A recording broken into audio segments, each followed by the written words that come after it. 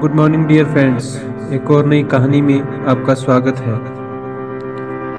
एक साधु था। वह रोज घाट के किनारे बैठकर चिल्लाया करता था, जो चाहोगे सो पाओगे, जो चाहोगे सो पाओगे। बहुत से लोग वहां से गुजरते थे, पर कोई भी उसकी बात का ध्यान नहीं देता था और सब उसे एक पागल आदमी समझते थे। एक दिन एक युवक वहां से गुजरा और उसने उस साधु की आवाज़ सुनी, जो चाहोगे सो पाओगे, जो चाहोगे सो पाओगे। और वह आवाज़ सुनते ही उसके पास चला गया। उसने साधु से पूछा, महाराज, आप बोल रहे हैं कि जो चाहोगे सो पाओगे, तो क्या आप मुझे वो दे सकते हैं जो मैं चाहता हूँ? साधु उसकी बात सुनकर बोला, हाँ बेटा, तुम जो कुछ भी चाहता है मैं उसे जरूर दूंगा, बस तुम मेरी बात माननी होगी। लेकिन पहले ये तो बताओ कि आखिर तुम्हें चाहिए क्या?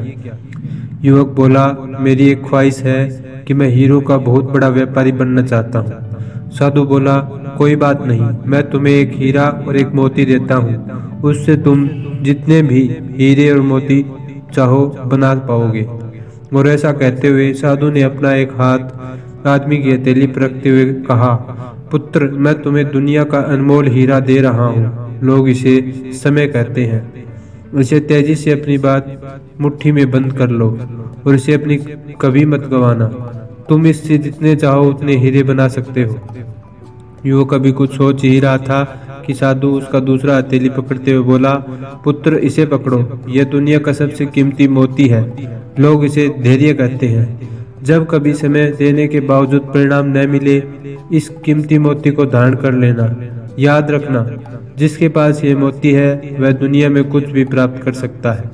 युवक गंभीरता से साधु की बातों पर विचार करता है और निश्चय करता है कि आज से वह कभी भी अपना समय बर्बाद नहीं करेगा और हमेशा धैर्य से काम लेगा।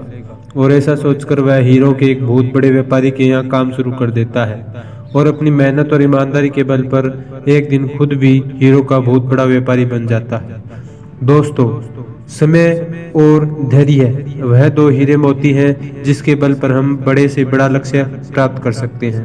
अतः जरूरी है कि हम अपने कीमती समय को बर्बाद न करें और अपनी मंजिल तक पहुंचने के लिए धैर्य से काम लें।